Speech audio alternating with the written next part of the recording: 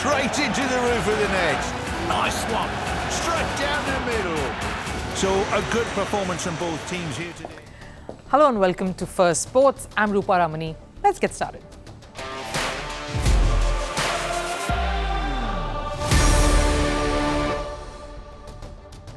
On the show today, how safe is River Seine? The triathlon event stands in danger of getting its swimming component scrapped. Will Paris be able to save its face from yet another embarrassment, or will they drown in their own grand plans? Staying with stories from the Olympics, Dutch beach volleyball player Steven van der Velde is caught in the eye of a storm. He has faced the most hostile crowds since he started his campaign at the Games. This because of the heinous act of raping a 12-year-old in 2016. What is the message Netherlands is sending by including him in their contingent, and is the IOC's silence making the matter even worse? And we wrap up on a lighter note. Rafael Nadal's campaign may have derailed and come to a sad end in the singles event, but he stays up and about in the doubles alongside his mentee and someone who's looked up to him always. But his quirky camaraderie with his much younger teammate Carlos Alcaraz is setting the internet ablaze. First, though, a look at the headlines. Starting with cricket, India is set to host the Men's Asia Cup 2025 edition. This was announced by the Asian Cricket Council, or the ACC. The tournament will be played in a T20 format. India are the most successful team in the competition, having won this 8 times. Over in football, French striker Kylian Mbappe has reportedly agreed to buy second division club Seine Malhabcan. The deal is worth over $21 million. The Real Madrid forward will own majority of the shares of the club. Mbappe at 25 is all set to become one of Europe's youngest club owners. In Formula One, Ferrari driver Carlos Sainz is set to race for Williams from the 2025 season. Sainz will join them on a 2-year contract. He's been on the lookout to join a different team since Ferrari announced Lewis Hamilton to replace him next year. News from the Olympics. Indian shuttlers Chirag Shetty and Sathwik Sairaj Rankireddy advanced to the quarterfinals of the badminton men's doubles event. Sathwik and Chirag will finish in the top 2 of Group C. This is because 2 of their opponents were eliminated. Sathwik and Chirag are now the first badminton doubles pair from India to qualify for the quarterfinals of an Olympics. And Egyptian fencer Nada Hafez reveals she competed at the Paris Olympics while 7 months pregnant. She won her first match but was knocked out in the last 16. Proudly sharing her journey on Instagram, Hafez said she felt like she was competing with her child. This was her 3rd appearance at the Olympics.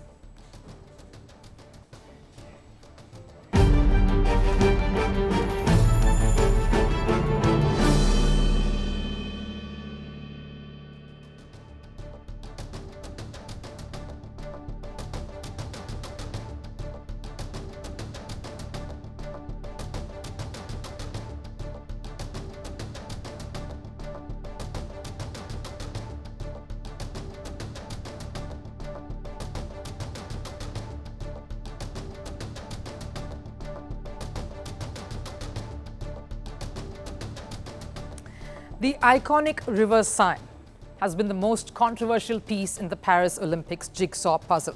This was in the lead up to the Games. The pollution, the toxins in the water, and the feasibility, the logistics of making that one of the venues was one of the biggest questions Paris organizers were constantly battling with. And with another training session getting scrapped and the men's triathlon event delayed, the focus has now shifted back to what could be another embarrassing chapter for the Olympics organizers. But let's get to the very beginning of all this. The River Seine has been a bit of a disaster as far as conducting events on it goes. Now we get the logic and the reasoning behind Paris being particular about River Seine. France has organized marquee events of sporting disciplines around various historic landmarks in the city, whether it's the Eiffel Tower, Bercy Arena, Grand Palais, Chateau de Versailles, and of course, River Seine. Prominent sites to capture the beauty, the tradition, and the historic significance of this country hosting the Games. The intention was noble. The idea was to project France in all its glory, but that has not exactly happened. The opening ceremony, for instance, was held in a grand manner along the river. And yes, River Seine was able to pull that off, but conducting events on it has been a challenge. Despite many warning signs, So here's what's prompted authorities to pull the plug on the training session. An early morning inspection showed that the pollution levels in the waters were still very high, too high for athletes to swim in it safely.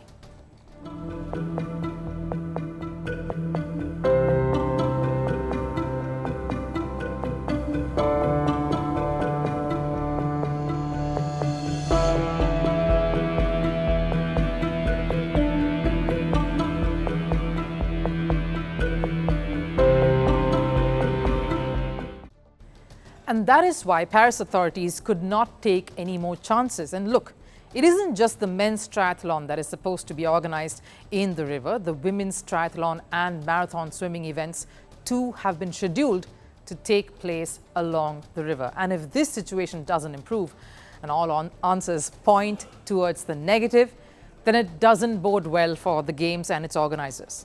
Here's the worst part. This is not something that has miraculously arisen just on a single day. This has been a concern right since the opening ceremony. The heavy rains over the weekend have increased the pollution levels. But was it just the persistent rain that triggered this situation? I find it a little hard to believe that just 3 days of rain increased the pollution to such an extent that an event had to be delayed. Then it makes me think, was the river safe at all, even before the games began? To think Paris did everything they could to prove the world otherwise, that the river was pristine pure.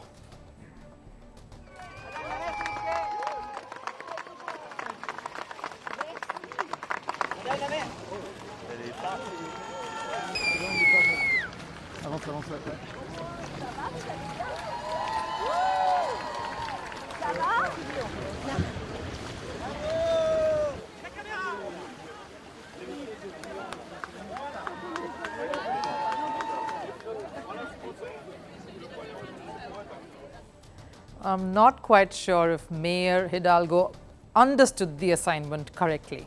The triathlon and swimming marathon requires the athletes to swim a fair distance, longer than that. I don't think watching these visuals, the river was quite ready for this. Apart from Paris and the organizers, not many thought Seine was anywhere good enough to conduct such events. Because look at what they were going up against. Public swimming had been banned in the river for over a century. It wasn't until 2015 that the city started making it suitable for swimmers. These efforts to clean the river cost over $1.5 billion. They constructed a basin to keep wastewater from flowing into the river, even renovated sewer infrastructure. But all of that has not been enough to ensure that things flow smoothly here at the Games. Close to 9 years now, and yet there are questions being raised on the safety of the river.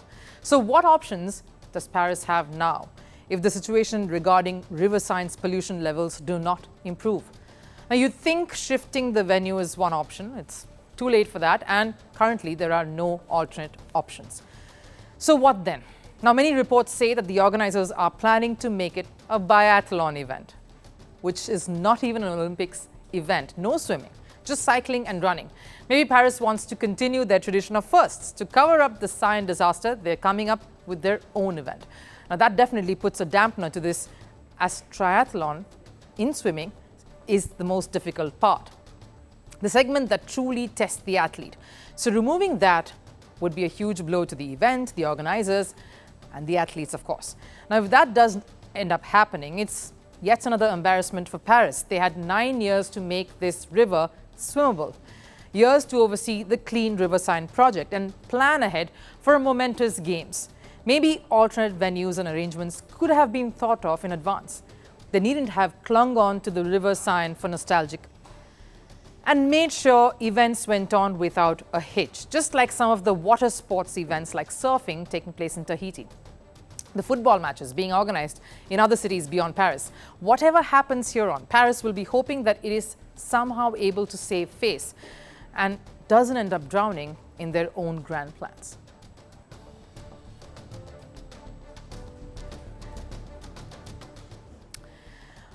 Walking into a cauldron of fire, knowing that you will face a hostile audience is not a good feeling.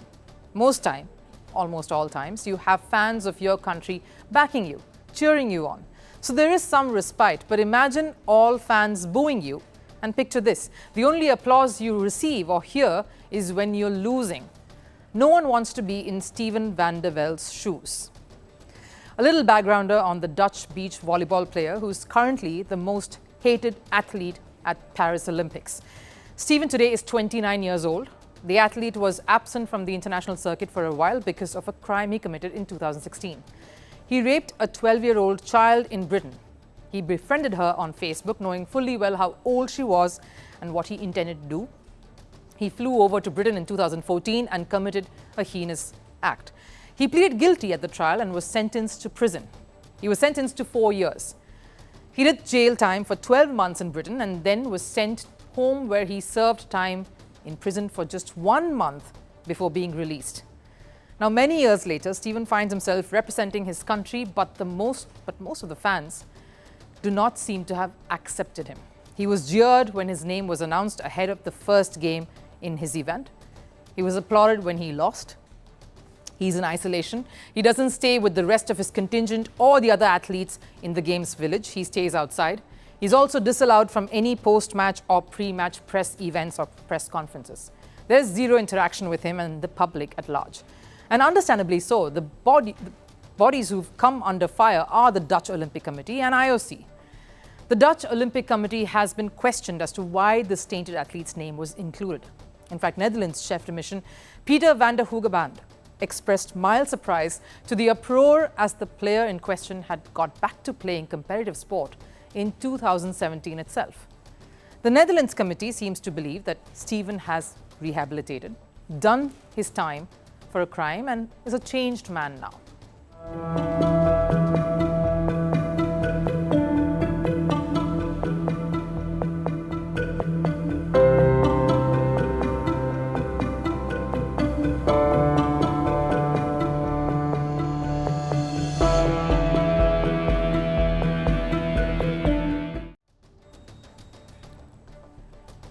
No pushback, no strong stance taken by the country. So then what about the IOC?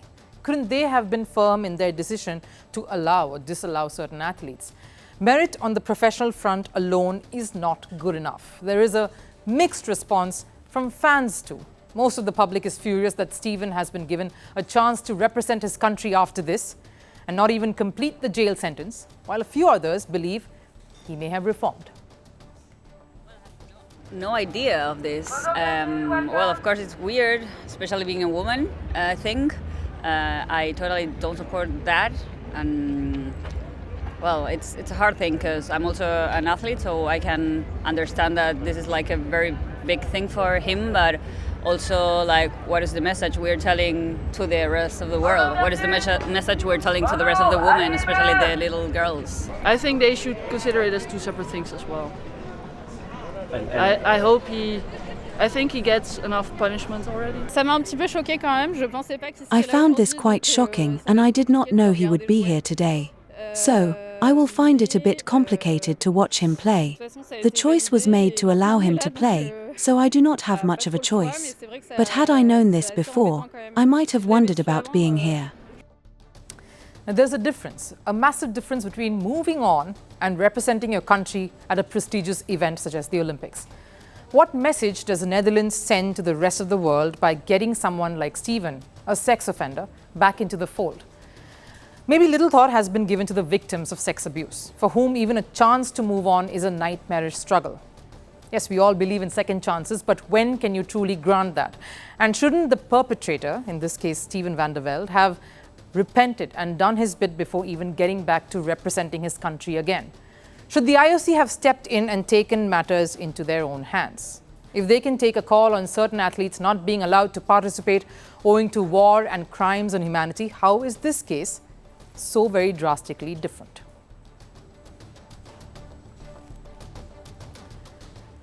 Rafael Nadal crashed out of the men's singles event at the Paris Olympics, this after Novak Djokovic beat the Spaniard in the second round. But what is hogging all the limelight has been his rapport with his partner.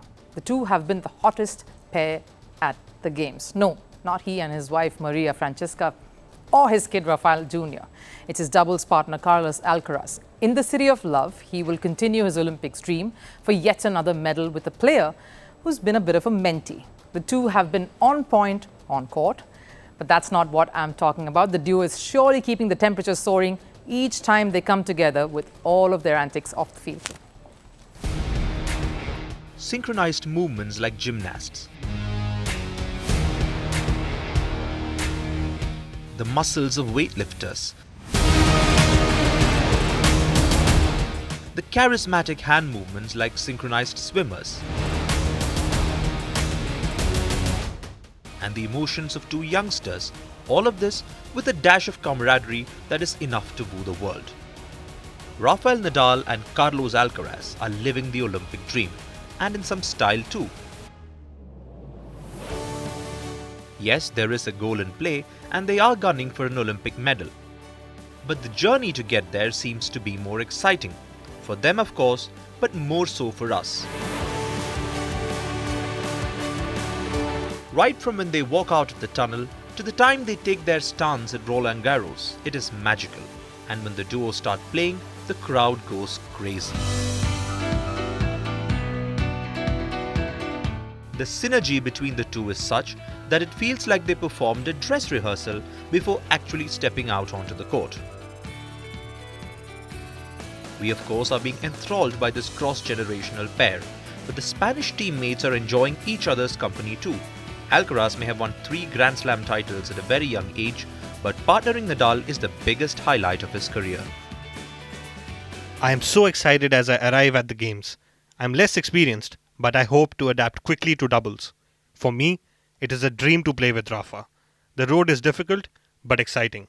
I'm going to enjoy it as much as possible. We hope to play many matches together. It will be something I will never forget.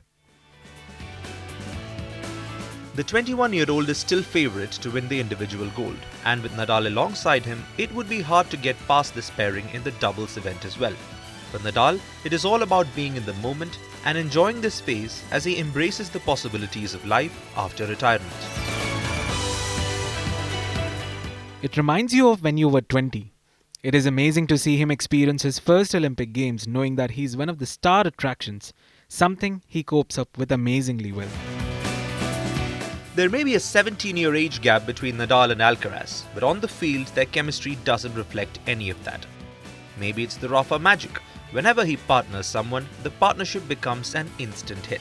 Like the mixers in a party that truly get things started, like his many partners on court and in life. And the latest hit is Carlos Alcaraz and Rupha Nadal. Some competition for Nadal's wife, Maria Francesca Perello, but Maria won't mind.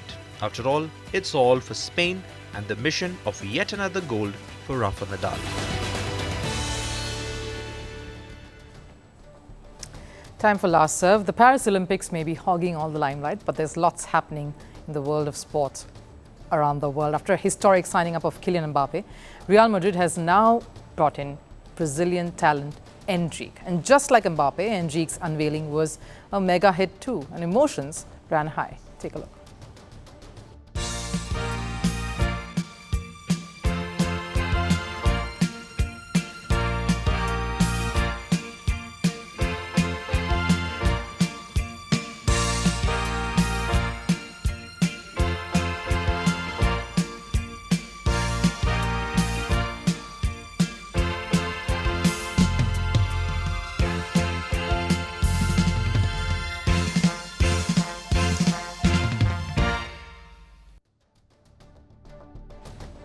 Well, that does it here on Firstpost. Do keep following us as we bring you the latest from our coverage of Mission Paris of the Paris Olympics. Till then, do take care. Bye-bye.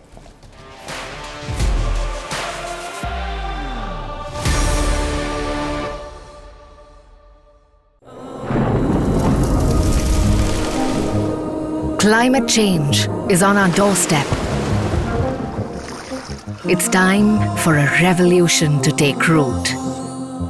And it starts with 1.4 billion Indians. It starts with one tree for humanity, one tree for Mother Earth, one tree for our future. Project One Tree, a News 18 network initiative.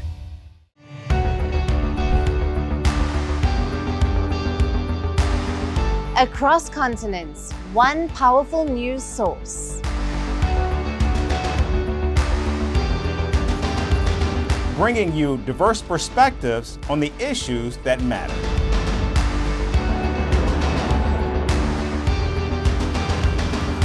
We go beyond the boundaries to give you that little extra about every sporting moment.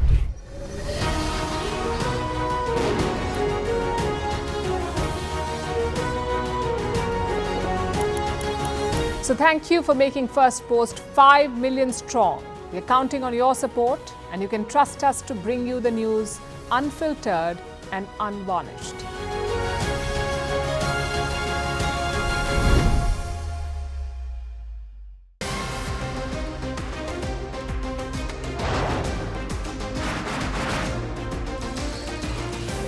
On the show today, the T20 World Cup bandwagon has moved across to the West Indies. What can you expect from this? Hello, I'm Alison Green, coming to you from Durban, South Africa. Today we have a special show. Start with a report on India's shifting nuclear posture. The first time since India officially became a nuclear power. Hello and welcome to Firstpost America. I'm Aaron Ham, coming to you live from the nation's capital, Washington, D.C.